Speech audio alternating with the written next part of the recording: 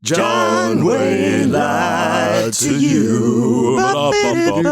Wow. Welcome to John Wayne Lied to You, the podcast featuring me, non-extreme horror writer, and half of the punk rock duo John Wayne is Dead.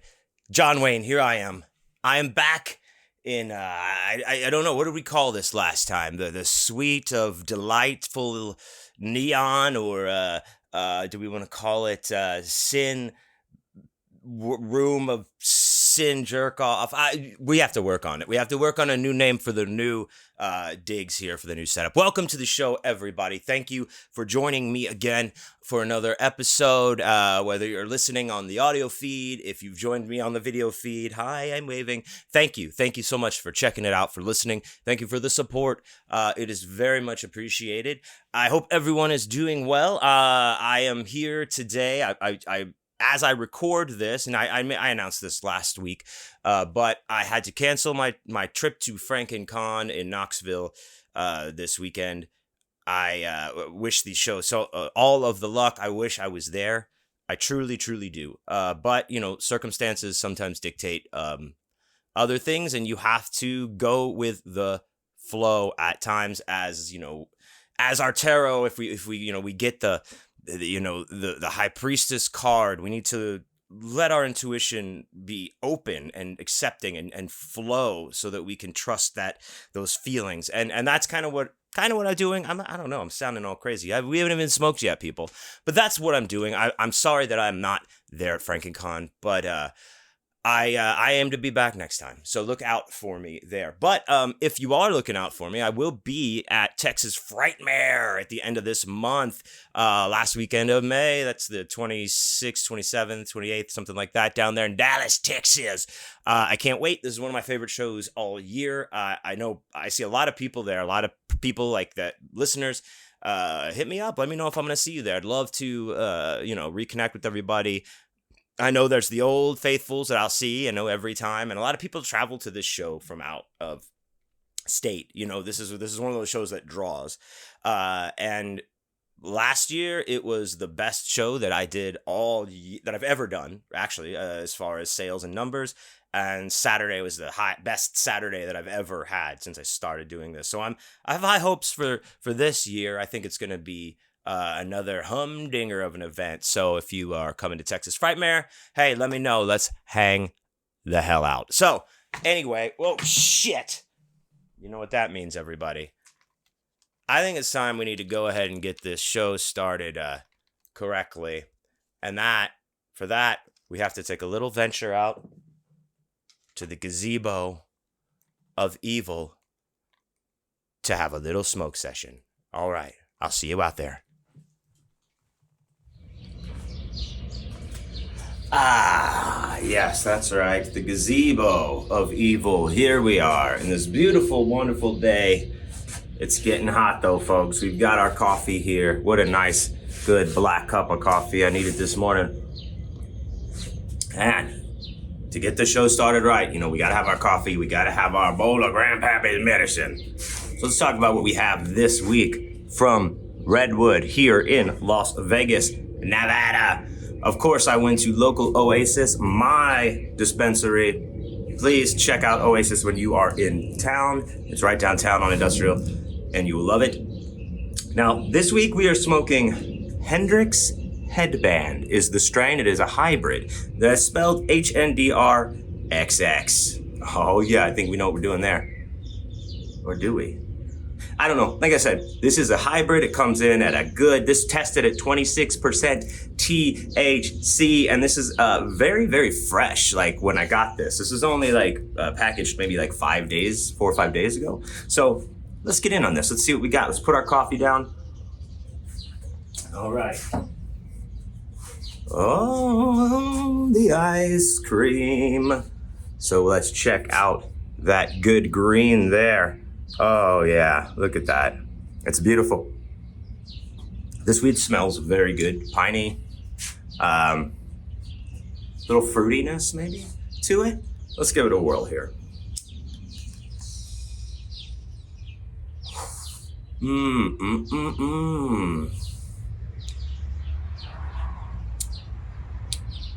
Yeah, you can taste those terpenes in here. I love that. I love that flavor that when, with weed, especially weed and coffee. Like, this is what I learned when I worked at Starbucks for forever. I got high every day before every shift. And I would smoke on my breaks and stuff out in my car. But in the morning, I found nothing was better than a good cup of black coffee right after you smoke a bowl or while you're smoking a bowl. That's why I was... oh, man, it got me. That's why I like to pair with coffee here. every show. So like I said, this has a good piney, fruity taste, and but it's light. And like I said, you really taste those terpenes that, I don't know, that like kind of reminds me of how the hops in a really strong IPA taste, but when it's good and not like so overpowering. I like that snap of flavor. So I have been smoking this strain already for a couple of days. I got to get prepared. And I'll tell you this, 26%, this gets you going where you need to get going. This is a great bowl to smoke first thing in the morning. Like I said, it is a hybrid, but it has not made me like sleepy or just down energy. I like this one quite a bit. And I'll look for it again if it comes out, because it was fucking excellent. So, again, we are smoking Hendrix Headband 26% from Redwood here in Las Vegas, Nevada.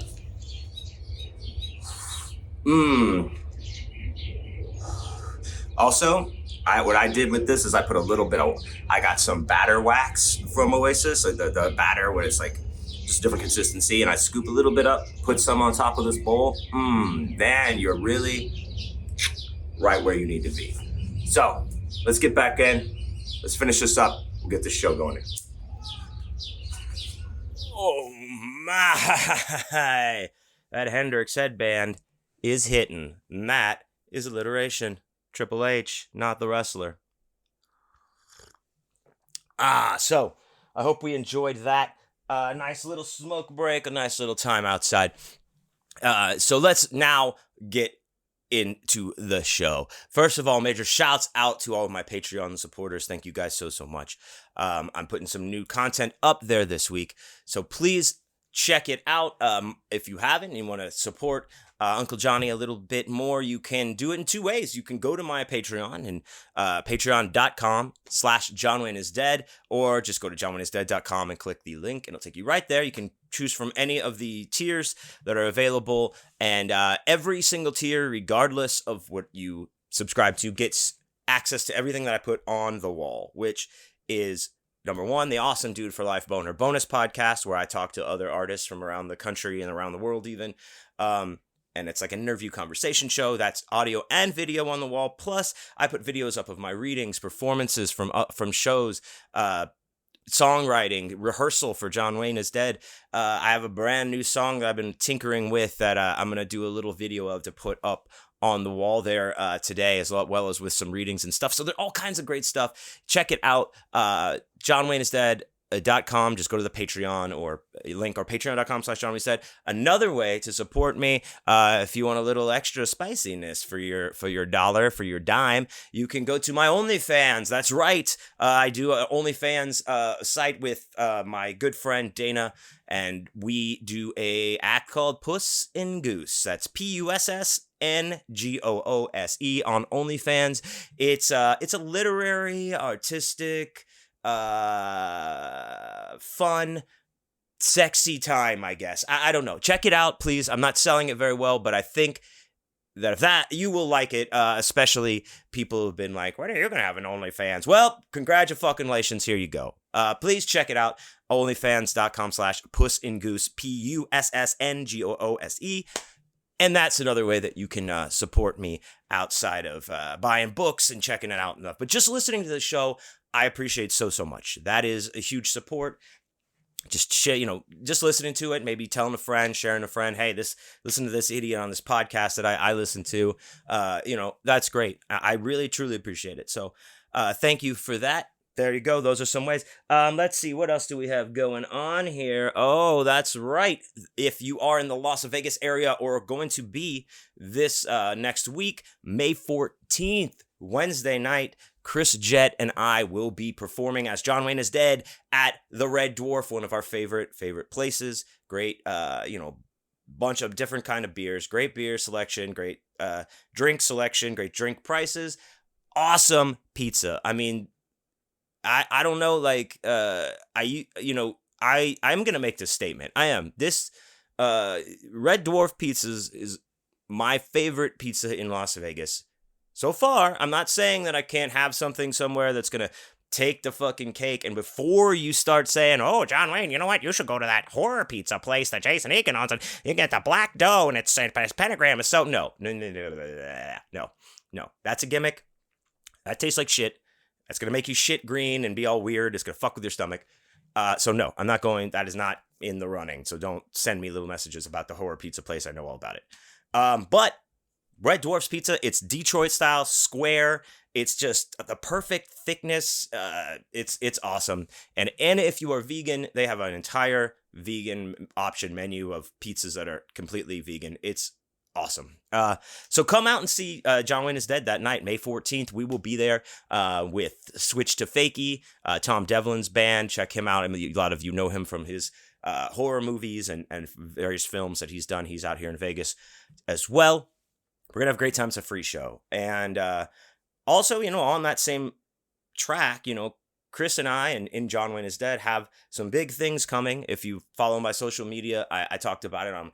Put a little video up on my TikTok and on my Instagram, I think, at John Wayne is Dead. So if you want to check me out there. But we have some big things coming down the pipeline, and we need to get some already like pre-support going. We need to get this train kind of already chugging away right now. So if you could do me the very small favor of, if you are on Spotify, go to Spotify and follow John Wayne is Dead and listen to a song or two. That helps tremendously. We need that to start now, so that as this new next phase is about to come out, which we will talk more about in the near future, we got a good head of steam going. You know what I mean? And we got people behind us that support us, you guys, and we'll already be chugging along, so it'll be easier to get it out when we have this new thing that I'm going to tell you about later. But so please, if you would, we're punk rock music. We're really fun. We're like, what are they for? But there's some poppiness in it. Basically, all of our songs are about girls and death. So what else is there? Yeah, so please check us out. If you search it, John Wayne is Dead is all one word, no spaces. John Wayne is Dead. So, all right, so we got that going on. And also, don't forget, I just want to remind people that my new novel, Game Face, is out there. It's doing good. If you haven't gotten a chance to pick it up yet, please, you can order it from my website. It is on Amazon now. If you're overseas, I know we've gotten a few, orders in the UK and Australia right now that, we're able to be ordered through Ingram and Amazon. So you can do it that way. If you're in the States, you can order it from johnwayneliedtoyou.com. You can go to avantpopbooks.com and get it there. Lots of places. And I would love for you to check it out. And I think you're going to enjoy it. And it'd be awesome for everyone. I don't know. That's great. No. So anyway, check out my new novel, Game Face. It is out there now. So I mentioned the Awesome Dude for Life Boner Bonus podcast this week, and I like to, watch, if you watch or listen to the show, I like to put a little clip in, a little teaser of what's going on over on Patreon this week, so that you can, get a little taste, wet your beak, and then if you like it, well, you go on over to patreon.com/JohnWayneIsDead. You should subscribe, get one of the tiers, and then I wet my beak a little bit, and you get to see the whole episode, listen to the whole episode, all of that. Now, we'll do something a little bit different this week, just because, like I said earlier, that the different things that I put on the wall, the performances, the readings, the songs, things like that. I am going to, one of the things I'm putting up today and this week is a reading that I'm going to do.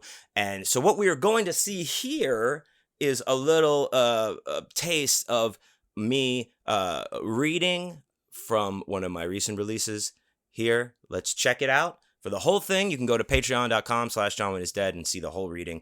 But here's a little taste of that right now. Let's check it out. Hey guys, what's up? John Wayne here. So today I wanted to do a reading from one of the short stories that I have out there in various anthologies. This is a kind of a recent one.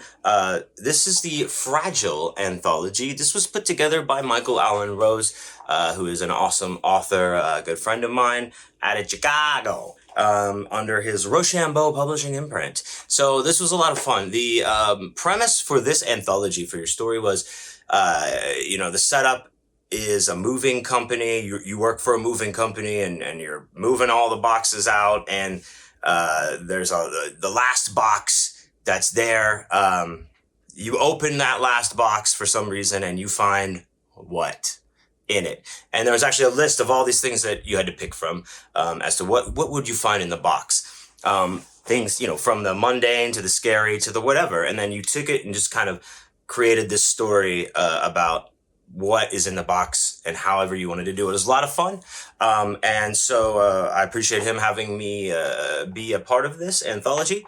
And I hope you enjoy my story. It is called Deceit by me, John Wayne. The box was light, much lighter than it should have been, considering what I knew to be inside. I thought I'd sensed him, caught a phantom whiff of his scent here or there, but convinced myself it was in my head. It happened before over the years, thinking he was close, feeling his presence looming, but it was always just a product of my paranoia. Or I convinced myself as much. This was different, though. This was definite. I'd been found. I moved to the kitchen and placed the box on the counter, took a breath before peeling off the tape and unfolding the flaps. There inside, just as I'd suspected, was Abbas. He was in the form of a serpent, cliché yet apropos, coiled within the box. His eyes glinted in the light like jade stones cut by an unforgiving jeweler, all sharp angles and pointy edges. His forked tongue darted in and out of a mouth that appeared to be smiling, an unsettling visual, even with all I've seen.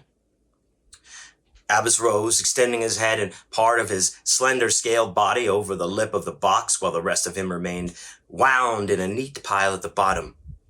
He'd taken many forms over the years we'd worked together, and this serpent was one of them. The scales adorning his tumescent form were gleaming gold and black as if comprised of the precious metal and stone. It could have been, if he wanted, though the functionality of such would be limited.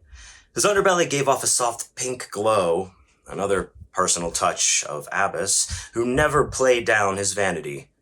We stared at each other for a moment silently as the first thunderclap of the coming many sounded from outside. It hadn't been cloudy when I'd started working earlier, and while the rumbling was still a ways off, a storm was on its way. The sun set not only early this time of year, but quickly too. It was here and then gone in an instant, with no pageantry, no dawdling. In the summer months, the sun hung languidly on the horizon for hours, always threatening to take leave, never seeming to go away completely. Just when I decided to break the silence, Abbas spoke first. "Rom, it's my friend," the snake hissed. "Or should I say, Joseph." He was referring to the name stitched on my shirt under a patch for the moving service at which this version of myself is currently employed. 3 moving dudes. There was a pair of sunglasses embroidered above the title as well. The name was a bit misleading, because while there were indeed 3 moving dudes, I was the only one who did any of the moving. The other 2 men, brothers, who owned the company, spent most of their time getting high, gambling on sports, and telling me what to do. It was a raw deal, but I didn't mind. It gave me time to think. "Hello, Abbas," I sighed. I guess you finally found you?" the snake interrupted. "Yes, it seems so. But I'm not the only one." Thunder boomed again, still far off but getting closer. A flash of lightning seconds later lit the kitchen momentarily before shadows chased the brightness away. "Sounds like you're right," I conceded, leaning back against the opposite counter, not daring to break eye contact. "But you got here first. So what do we do?" Okay, cool. So, like I said, just a little taste, a little snippet, things. And those are the kind of things that go on over on my Patreon. So, if you want to hear the whole rest of that reading and check out everything else that's on my Patreon, which is a lot of stuff, you can go there. Just go to johnwayneliedtoyou.com, hit that Patreon link, or patreon.com/johnwayneliedtoyou. You can always do that. So, hey, moving right along. We have our segments here, and I think we'll get into our first one. As you know, I am a voracious reader. I love to read, and I have come every week now bringing you reviews, feedback on the books that I've been reading that have especially been made some kind of impression upon me. And this week is no different. So let's get into our segment this week. What you reading for? What you reading for? Okay, so this week on What You Reading For, we're going to talk about a book that I recently read, but it jumped to the top of the list for me because it really captured my imagination and is, just right up my alley as far as the things that kind of get me oh yeah, this is awesome, get my dick hard and shit. This book is called The Fold. It is by Peter Clines. It came out it was originally published in 2012. I just wanted to make sure, 2012. And I stumbled upon this book, right? I use the Libby app for the library. I highly recommend everybody out there joining your local library. You can use these apps now to check out digital, Kindle books or audio books or comic book, all that stuff. This is not commercial for Libby or the library, but it should be. So I recently started using that thanks to the lovely and wonderful Scarlett, who got me turned on to that and, kind of showed me how to do it because I'm not too bright sometimes, Hey, I'm not a little punchy, I got a relaxed brain, but I'm not punchy, so she showed me how to do that. And so I've been using the Libby app to check out books, and it's been going great. And one of the things that you do is you put in all these your search categories, or, you can make it refine it however you want. And then it just suggests all these books to you that are, it'll tell you if they're in stock. Sometimes you have to request it for when it gets turned back in. But anyway, that's what I did. And I was searching, and a lot of stuff that I've seen come up and before, a lot of stuff I've already read. But this book came up, The Fold by Peter Clines. Now, I've never heard of Peter Clines before. Shame on me, I guess. I don't know, because he seems to have be pretty popular from me doing research after the fact. But I have, we've talked before, and if you've read my stuff, I have this real I do, it's horror, but there's a lot of sci-fi stuff in what I write, in the mind bendingness, the time displacement, jumping around, things like that sneak into my writing quite a bit, especially with Game Face, especially with Deadline, those kind of, there's some sci-fi elements that kind of play with perception and things like that. And I really, really love that kind of shit. That's why I love the Twilight Zone. That's why I love the Outer Limits. So this book, I read the description and I was like, okay, I'm in. And man, this is a book. I'd probably read this again. It was a lot of fun. I really ripped through it. But basically, the premise is there is been a breakthrough in teleportation technology. However, it's not, they found out that they couldn't really teleport you in the sense of Star Trek, where they take your, all your molecules are apart and then reassembled somewhere else. It couldn't be figured out, but it was figured out that they could actually fold space-time. So, if there's a door here and a door here, right? And it's 15 miles apart, then they, their device would fold space-time like this. So those doors line up. And it doesn't change anything on these sides at all, but you basically step through a door and you're at that other place 15 miles away. So I don't understand. I'm not a scientist or anything, and I'm probably explaining it all wrong, but that's the gist of it. And this, guy's been brought in. He's one of these dudes that has that super memory where you just look at something and you remember every bit of it. I don't know what that's called, Mary Lou Henner disease or something like that. It had a name in the book, but this guy basically can remember everything. And it's kind of fantastical because he's teaches himself C++ overnight just by reading the book about it or something, because he could just remember everything, which is very cool. So he gets sent there to monitor this project because It's very, very secret. Not even the government, not even DARPA that's, and the Department of Defense that are funding this. No, there's some special agreement. They can't know anything about it. It's very secret. So they send this guy just to observe.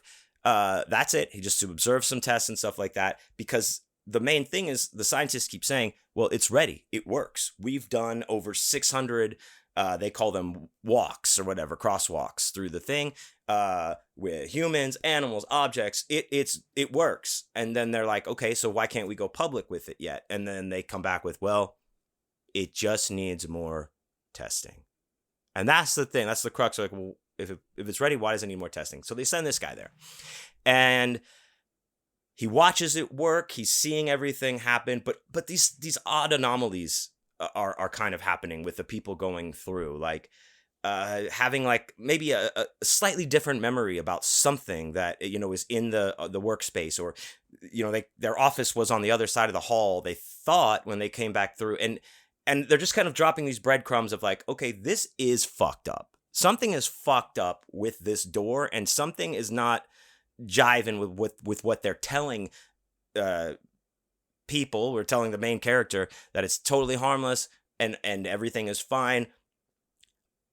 But one of the tests that the guy is there to watch, they do the test from the second site. So the oh fuck, there goes our skeleton. So the project is like spread across this huge area, out in California in the desert, and site A and site B are half a mile away from each other on this. So you basically walk from this side to this side in the door, right?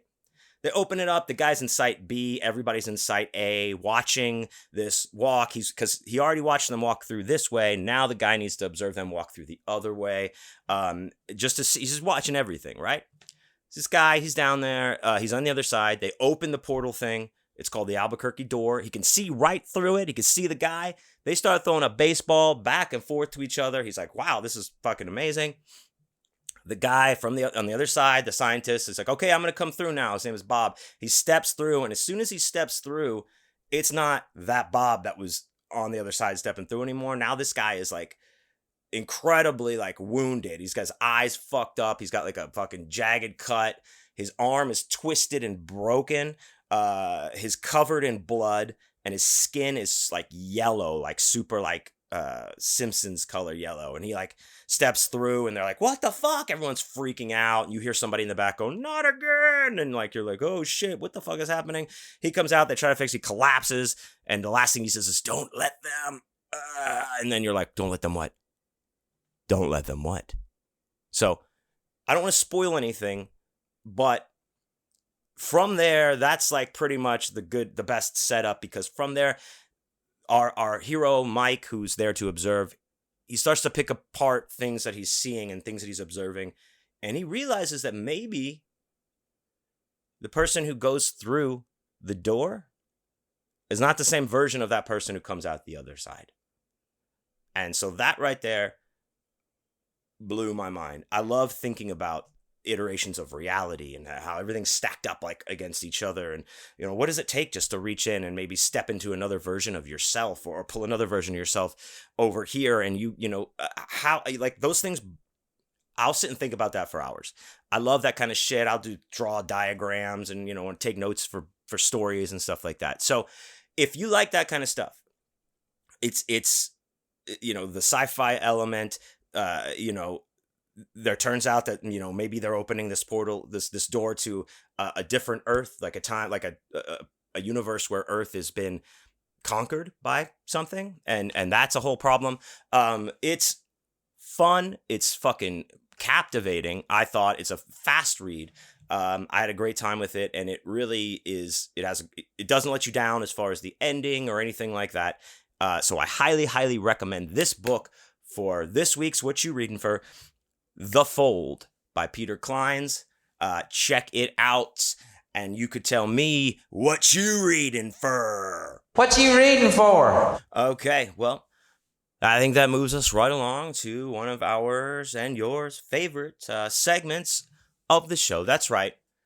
Every week we ask the very special woman in my life about movies, and she is here to tell us all about what she watched this week. Please welcome, that's right, my mom, another edition of Mom's Movie Corner. Mom! Thank you, John Wayne. Thank you. Well, hello, everybody. Welcome to Mom's Movie Corner for this week. Thank you so much for joining me once again. I have another movie for you this week, another humdinger, I think, of a film, if you don't mind me saying, mister. Well, anyway, let's just get right to it. Now, if you watched last week, and I hope you did, I so hope you watched last week, on Mom's Movie Corner, we did a movie called Arena. And if you remember, I was very impressed with the creatures and the monsters and the masks and the effects. They were great. They were awesome. I love them. And I talked about the man who's in charge of all the effects, all the design effects. His name was John Carl Buchler. And guess what?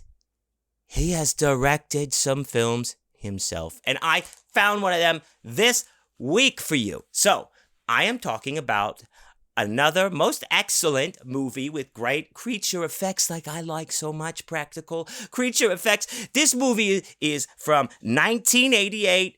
It is called Cellar Dweller. And again, it is directed by John Carl Buchler, who did the effects as well as his company. And he's transferred over to director. He's making monsters. I love it. Anyway, this movie, it stars Deborah Ferrantino, Brian Robbins, and Yvonne DiCarlo, who you may remember from The Monsters. She was Lily Monster. So, yeah, it was she's in it. She's old, though. Man, I think she's dead now. Rest in peace. Anyway, this movie, it's got everything. It's got Satan. It's got comics. It's got Satan. And here's the premise. Okay, so we open up. There's this cartoonist, and he's in his basement, and he's drawing his drawings. He makes his cartoons. I guess he has a successful comic book called Cellar Dweller. But then he has to get, mixed up. He's got this magic book with that's all with the Satan on it and everything. And he's doing stuff, and he's reading from the book, and he makes his creature, the Cellar Dweller himself, come to life out of the pages of this comic book and absorbs the guy, kills him.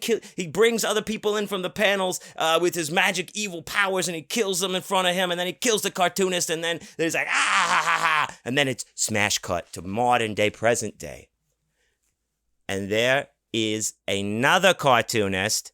That is the one that's played by Deborah Ferrantino. Now, she is moving into the same house to work in the same basement as him because she has studied this man, and now she wants to follow in his footsteps. And even though he had this mysterious death with other dead people in his basement, she still wants to go down there because it's become an art school, his house. It's an art school. Lily Munster's a teacher. She's like the main mistress.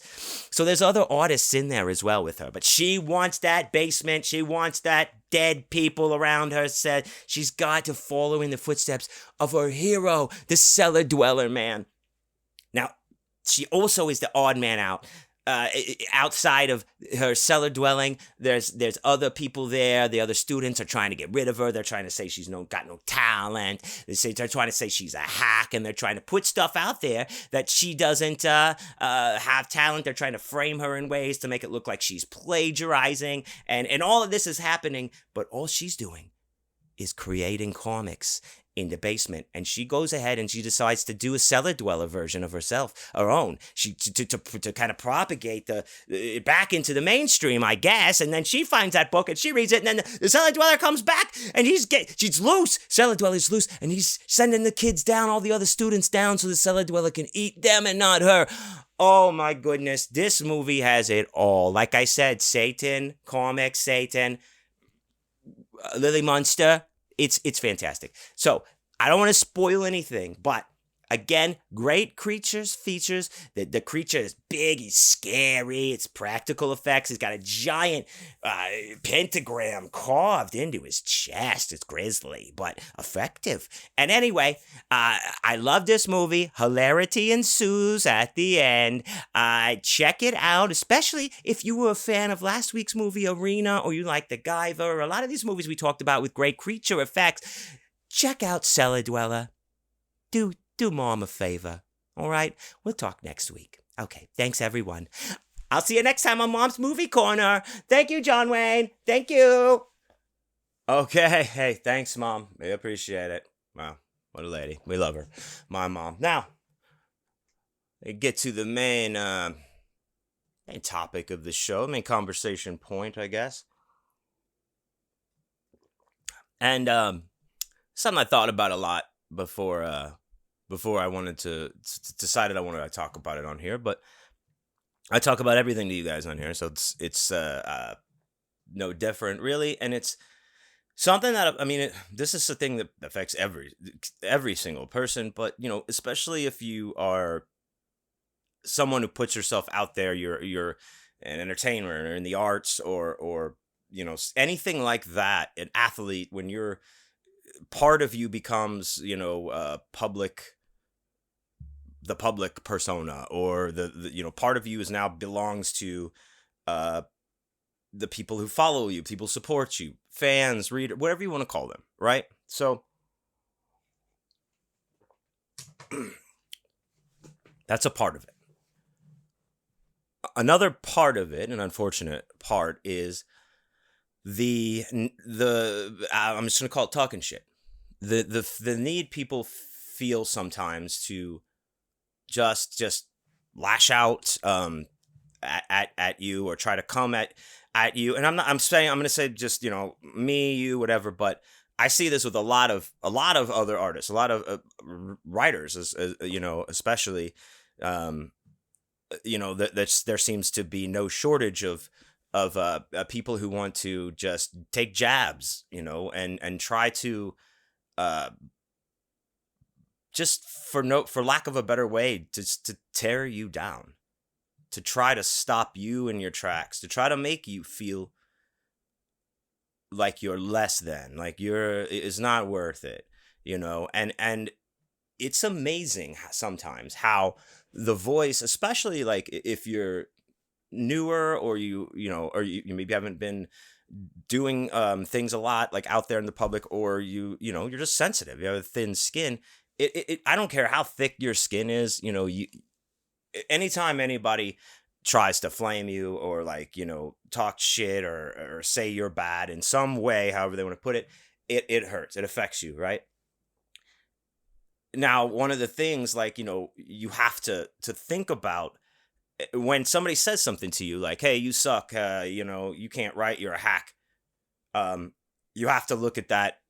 You have to step back, right? And be like, okay, first of all, what the fuck? Second of all, you have to think about that and know that, okay, this person says I'm a hack. Is that true? No, it's not true. That's not true. Otherwise, how would you be a published author? All these kind of things. How would you be in your industry? If you're a hack, how are you directing your fourth movie? You have to realize, that's an easier said than done thing, is to sit there in these thoughts and be like, but this is not true. And you have to kind of divorce yourself from that.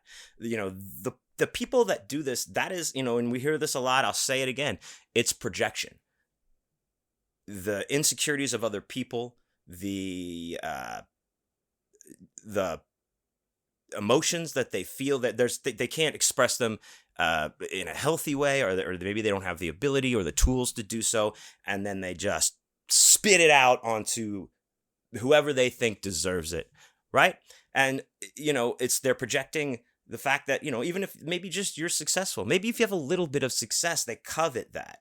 It becomes one of those, why do they deserve it? They don't deserve it. I deserve it. And they suck, and fuck them. And it's odd, because sometimes it'll happen, like people like you, and then the next thing you know, they're like talking shit, or they're telling you to fuck yourself, or sending you weird, bizarre messages. It's crazy. And one of the reasons I'm bringing this up, is it is fresh on my mind, because it has happened to me many times in the past, but a recent time, in the last few weeks, I've had to deal with a situation like this, and it's not fun.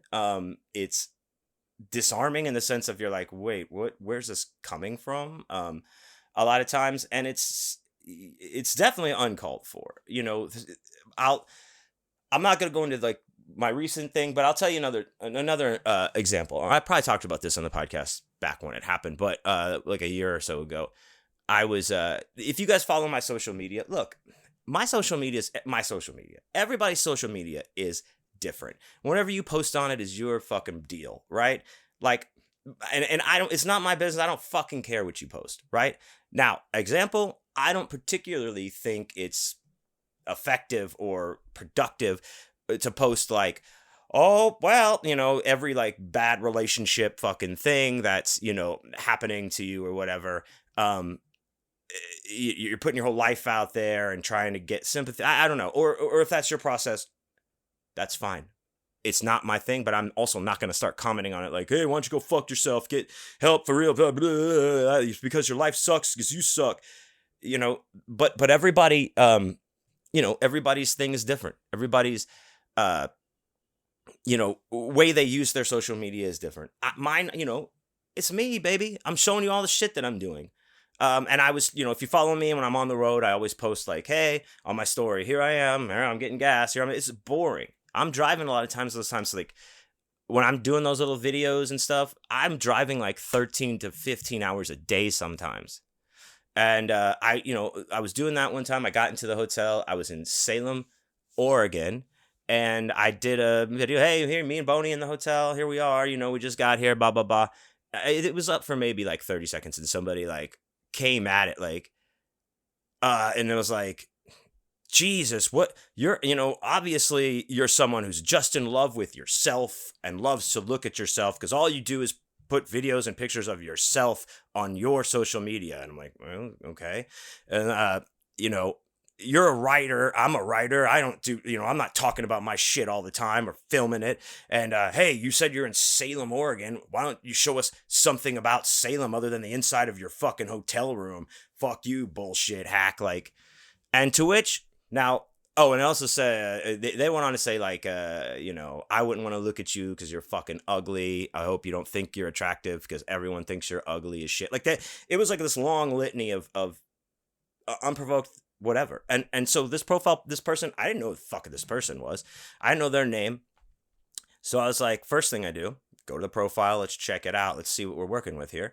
And I see that, this is clearly someone's burner account because it's, and all that's posted is just like ads, like the ads of like phone, like phone games, some memes and shit like that. But that's all that was on their page. So I was like, okay, so this is not your real page because you want to say this stuff and you're a coward because you don't, you can say it, but you can't even use like your real name, whatever. So now here's the point. Another thing I wanted to talk about.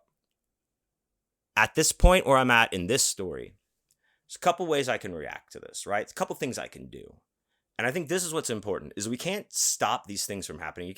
You can't stop someone from trying to come for you for no reasons, just talking shit. Trolls are out there and trolls be trolling. That's what they want to do. So the main thing they want from you is a reaction, right? So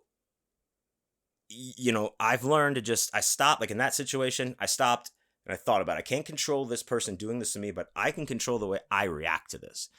It's my choice how I react. And that's what's going to end or further this situation, right? So I, rather than, as much as like that tightens up that anger in your chest and you're like, fuck you, motherfucking goddamn piece of shit. You want to do that? Who do you think you are? Like, but that's what they want. And then it just becomes a whole thing that's just, it lives in your head. You start to let it fuck with you. It becomes this, thing maybe you're going back to. You're like, oh, fuck that guy, man, talking shit about me. Like, but you have to separate yourself from that. Listen, this is easier said than done, guys. I'm not saying like, hey, this is so easy. Longtime listeners of the show, that I try to preface things like that. With that, but I'm just trying to share the tools that have worked for me in these kind of situations. So I took a step back. I thought, okay, I don't know this person. This is just what they're doing, just trying to get a reaction. So I replied, thank you so much for the constructive criticism. I truly appreciate it. My social media is just me doing my thing, man. Best of luck in your writing. And then I blocked him because because I don't need them to come back and be like, oh, you think you're so cute saying that. No. I'll be polite, and then I'm blocking you. Like, that's it. And that's what you have to do, because you keep these people in your life, you let them still have access to you. It just is, again, it'll start chipping away at you, man. It'll just start chipping away at you and bugging you. And you don't need to let that stuff affect your mindset or your progress that you're making or that you've made, or how you view your progress or how you view your success. These people live to take that away from you. They live for that. A lot of times because I don't know, because they're just angry. They have displaced emotions. They don't know what to do with them. A lot of times is that they want something like what you have, and they don't really know how to go about getting it or doing it or implementing it. And so that frustration comes out in hate or shit talking or trolling. And that's I feel bad for those people. That's the best way to put it.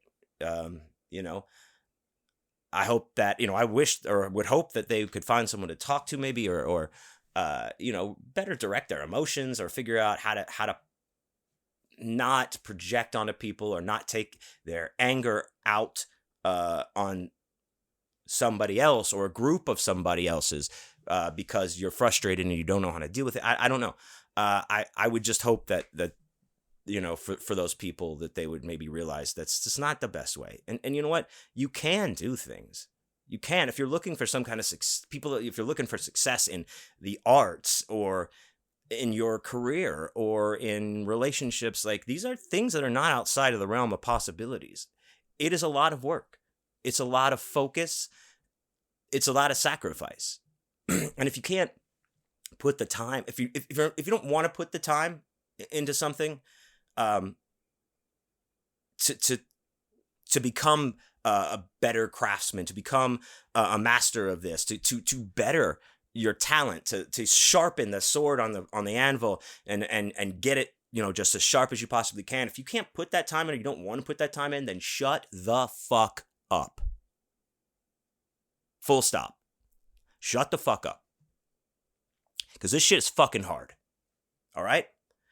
And you have everything there available to start and to get yourself going. But if you don't want to put the time in, if you don't want to put in the effort, shut the fuck up. Recalibrate your expectations as to what you want, and then go from there. And realize that it's not anybody else's fault but your own.